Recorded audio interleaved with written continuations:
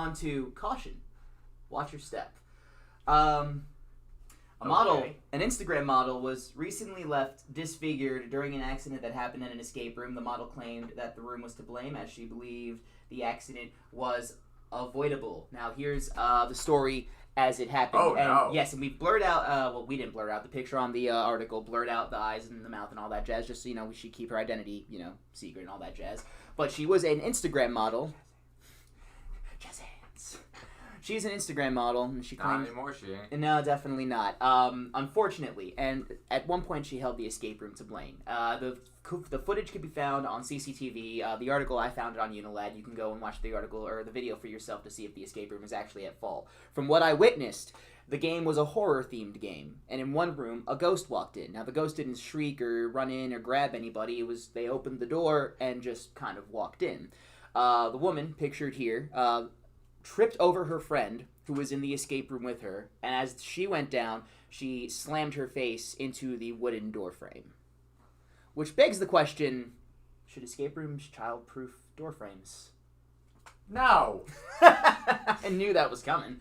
Just a fun bullet point for me. But is the escape room to blame? No. Okay, perfect. How do you, as a business owner... That's the equivalent of walking in ShopRite and tripping and busting your face open on a freaking box of... I don't know. Like, that's stupid.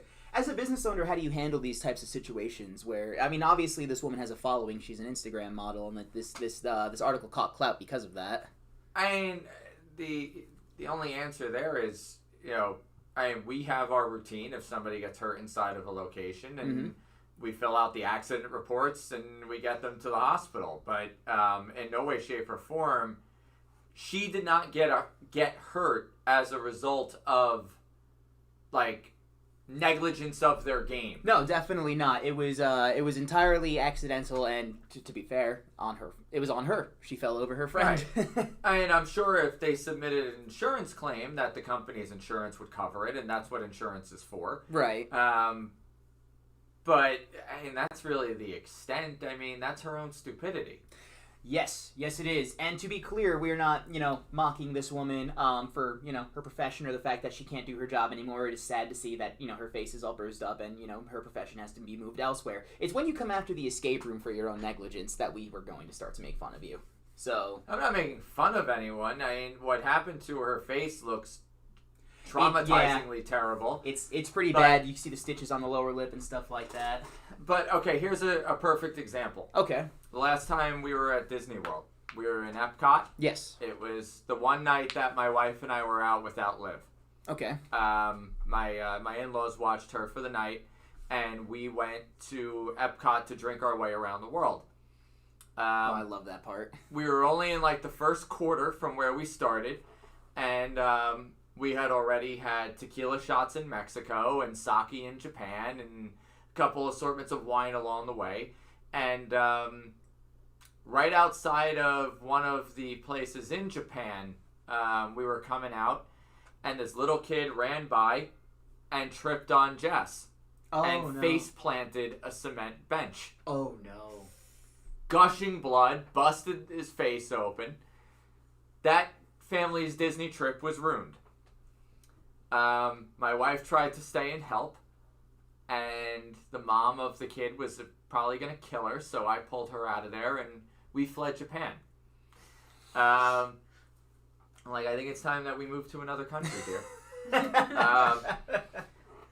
Now, having said that, whose fault was that?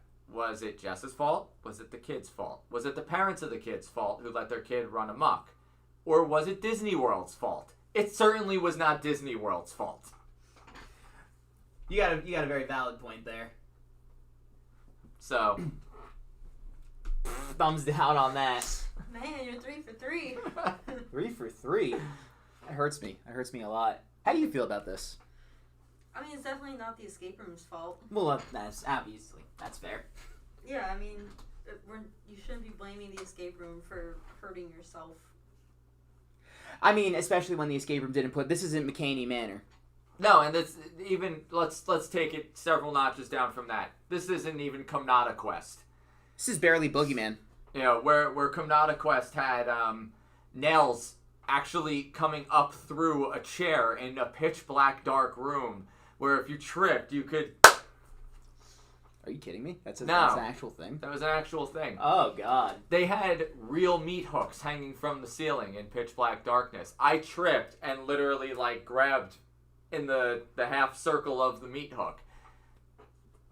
So, luckily, I didn't grab the point. That's... Okay, so shout out to Come Not a Quest for having the balls to want to put something like that in an escape room. That's a whole... I think that location's shut down. Oh, okay. Never mind then. I was going to say, that's about a packet and a half of liability problems and, like, just...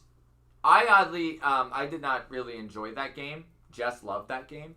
But I really enjoyed their heist game.